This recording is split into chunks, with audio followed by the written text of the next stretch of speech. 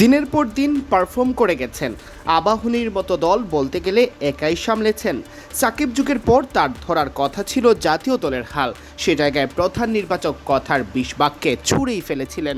এত কিছুর পরও মোসাদ্দেক হোসেন সৈকত যেভাবে কামব্যাক ঘটালেন তা শুধু বাংলাদেশের ক্রিকেটেই নয়, বিশ্ব ক্রিকেটেই উদাহরণ হয়ে থাকার মতো।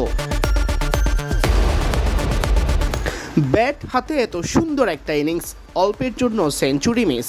বল হাতেও রাখলেন অবদান। নির্ভুল ফিল্ডিং দেখে মনেই হলো না বয়স তার ৩০।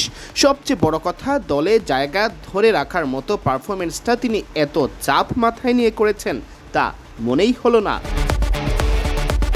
দিনের শেষে মোসাদ্দেক কৃতজ্ঞতা জানিয়েছেন মহান আল্লাহর প্রতি। প্রথম ওয়ানডের ম্যাচ সেরা এই ক্রিকেটার বলেন, না, অবশ্যই ফার্স্ট্রেশন ছিল। আসলে খুবই ইজি টাইম আমার জন্য ছিল না। আসলে আমার স্ট্রাগল পিরিয়ডটা হয়তো বা অনেকেই আপনারা দেখেছেন, হয়তো বা অনেকে দেখেননি। সো ওই জায়গা থেকে আমি সবসময় ধৈর্য ধরার চেষ্টা করেছি এবং আমি আমার কাজগুলো করার চেষ্টা করেছি। এইটা মাথার মধ্যে ছিল যে একটা অপরচুনিটি যখন আসবে সেই অপরচুনিটি যেন আমি ভালোভাবে নিতে পারি। সো মাশাআল্লাহ, যতটুকু না চাইছি আল্লাহ তাআলা তার থেকে অনেক বেশি দিছে। চাপের মুখে এটাই তার সেরা ম্যাচ, অকপটে স্বীকার করলেন এই অলরাউন্ডার। চাপ সামলানো তো আর নতুন কিছু নয় তার জন্য। যে পজিশনে খেলেন আর ফর্মে থেকেও যতদিন ছিলেন দলের বাইরে, চাপ সামাল দেওয়ার ব্যাপারটা তার ধাতেই আছে। আমি লাস্ট কয়েকটা বছর ধরে ডোমেস্টিকে যেভাবে করে খেলতেছিলাম, এই বিশ্বাসটা ছিল যে এটা কন্টিনিউ করতে পারলে একটা না একটা টাইমে আমার অপরচুনিটি আসবে।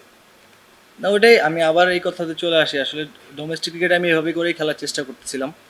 সো এখনকার ক্রিকেট যদি আমরা দেখি, সব কিছু মিলে সিচুয়েশন বা স্ট্রাইক রেটের কথা যদি আসে, ওই জিনিসটা সবসময় মাথায় কাজ করতো যখন ডোমেস্টিকে খেলতাম।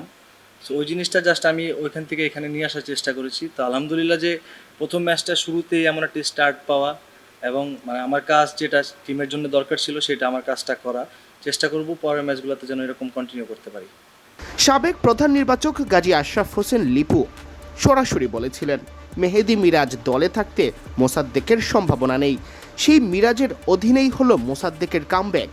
লিপুর সেই প্রসঙ্গ টানতেই বললেন, এটা আমি প্রথমেই বলবো যে এটা একদম ওনার একটা পার্সোনাল ওপিনিয়ন। আসলে এটা অনেকদিন আগের কথা আসলে। সো এই ব্যাপারগুলোতে আমি এর আগেও কখনোই আমি মিডিয়াতে কখনো কথা বলতে চাই নাই বা আমি কমফোর্টেবল ছিলাম না বলার জন্য। সো এখনও আমি ভেবেছি এটা ওনার একটা পার্সোনাল ওপিনিয়ন। তবে থ্যাঙ্কফুল এখন যারা ম্যানেজমেন্টে আছেন তারা আমাকে সে অপরচুনিটি ক্রিয়েট করে দিছে এবং তারা আমার উপর সেই ট্রাস্ট রাখছে। আমি তাদের কাছে থ্যাঙ্কফুল এবং আমি চেষ্টা করব তাদের যে আস্থাটা আমাকে যে আস্থা রাখছে আমার উপরে, সেটার জন্য প্রতিদান আমি দিতে পারি।